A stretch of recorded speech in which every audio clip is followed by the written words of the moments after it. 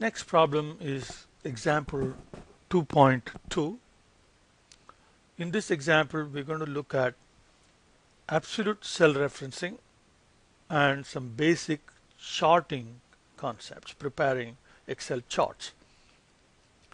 Now, this example is about a bookshelf manufacturer, and they make two kinds of bookshelves, one made of cherry and the other one is oak.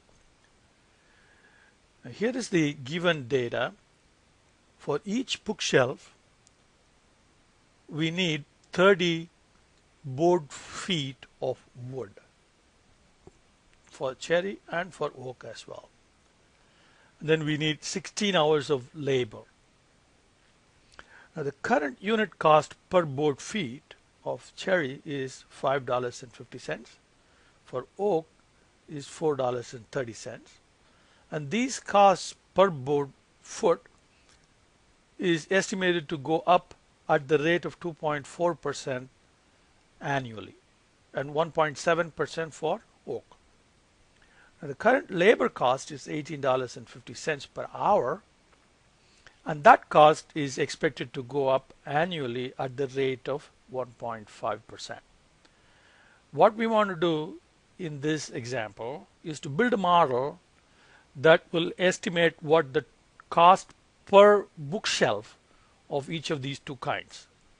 Cost of bookshelf made of cherry, cost of bookshelf made of oak. And also we want to look at what that cost will look like for the next 5, 6 or 7 years if the costs are going to go up per unit at the rate of these percentages. Okay, now let's go to the Excel file, and here we have the shell file that already has the input data entered. So we have two different kinds of bookshelves and board feet required, 30 and 30, labor hours required, 16 and 16. And cost right now of wood, board foot, what is the annual increase, and labor, what is the annual increase. And we want to set up a model which give us cost per bookshelf here from right now, that is year 0, going all the way up to year 6. Now what we're going to do is we're going to set up in this section cost per unit, okay, or cost per board foot for cherry and oak wood, and cost of labor per hour. And we'll set that up for current time and going all the way up to year 6, and then in these two columns we'll then compute the cost per bookshelf. So right now, cost per board foot of cherry is just B9, and since oak is right next to that, we can copy it right like that. Now the cost from going from year 0 to year 1 will be, that's your cost in year 0, that is current cost, times is going to go up by, so you need to multiply by 1 plus the percentage rate. Now here is where I'm going to use absolute cell reference, so we can copy this formula to the right for oak, because the percentage increase is to the right here. Now, but when we copy it down below for the different years, year 2, year 3, the percentage increase should remain in the same row. Shouldn't change to row 11, shouldn't change to row 12. So the row is fixed, column is not. So when we press the F4 key, the absolute reference signs, that is dollar signs, will be entered. The first time I press F4, dollar sign will be entered for both the column B and row 10. But we don't want the dollar sign for column B, because when we copy it to the right, we want the B to change to C. So I can do that by simply pressing F4 key again. Okay, so now the dollar for the B is gone. Now dollar for 10 remains. Now suppose if we had wanted the other way around, that is, we wanted the dollar to remain for B but go away for 10, then you have to press F4 again. Now it puts the dollar for B and takes away the dollar for 10. And then if I press F4 one more time, then we go back to where we started. So the F4 key operates like a toggle between 4 different states. No dollars at all. A dollar for both the column and the row, and then the dollar only for row, and then the dollar only for column. So I'll press F4 and one more time, and the dollar is only for the row. The row is now fixed. So close parenthesis. Now I set up format like that, currency format. If I copy it to that cell, then it will use the 1.7 to find the per board foot cost of oak for year 1. Now when I copy that for the rest of the rows, I get the cost per board foot of wood for each of these two kinds. Let me align this properly. Now labor again is the same way. So the first year 0 labor comes from there, and then that times 1 plus. Now this time there is no separate labor for oak, so I could just leave it at $B, $14, because we're not going to copy this cell to the next column. But to be consistent, let me make it like that. So in case we want to later on change, then this will be there for us to use as is. Now once again, change the format and copy. So now we have the per unit cost of wood per board foot, and then per hour cost of labor.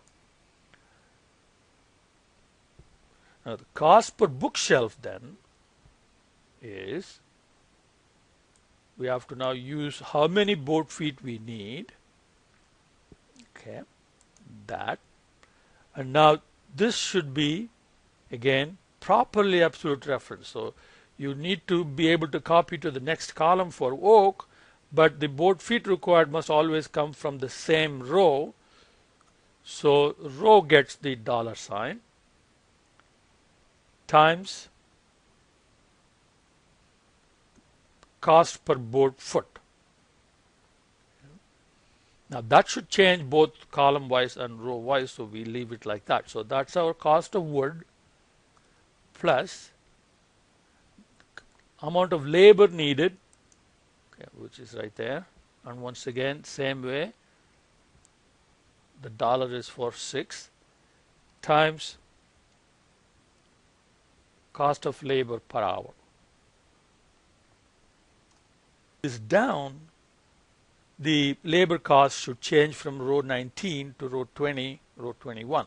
So row should change, but column should not.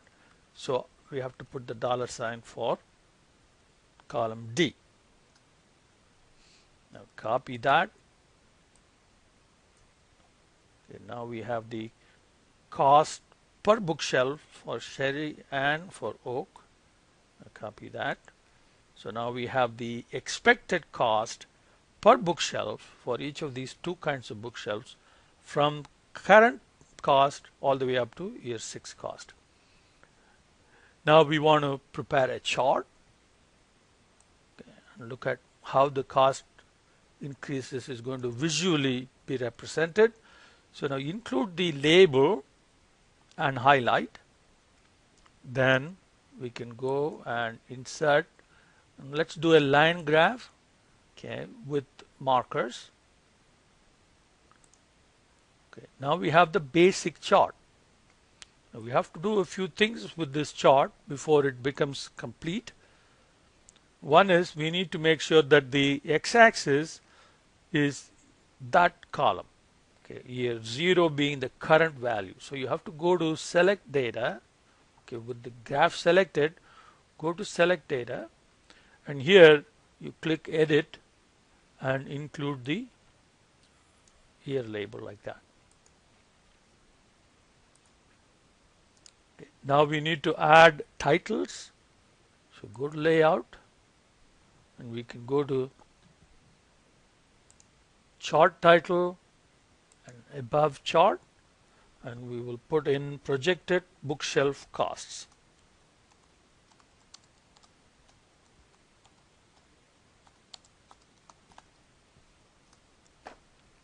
Now x-axis is years from now, so let's put x-axis, horizontal axis below.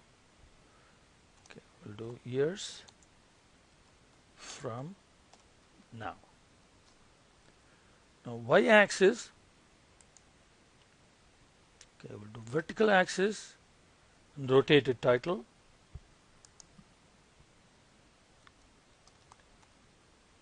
Cost per bookshelf.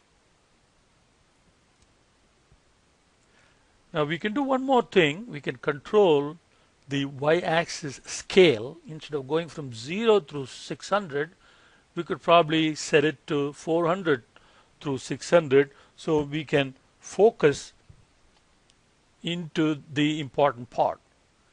Your textbook has it going from 300 to 600, so we'll do that. So for that, you click on these numbers, and with the square highlighted, now you right click and select format axis.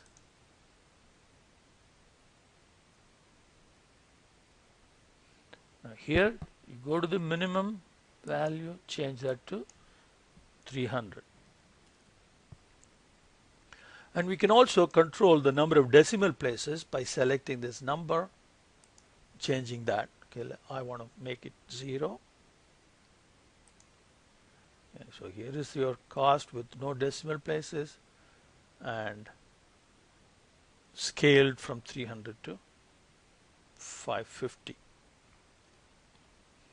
Okay, now let's place the graph right here, and you see there is legend for the two lines. When you have multiple lines, you have to have legend. If you have only one line, then there is no need for a legend.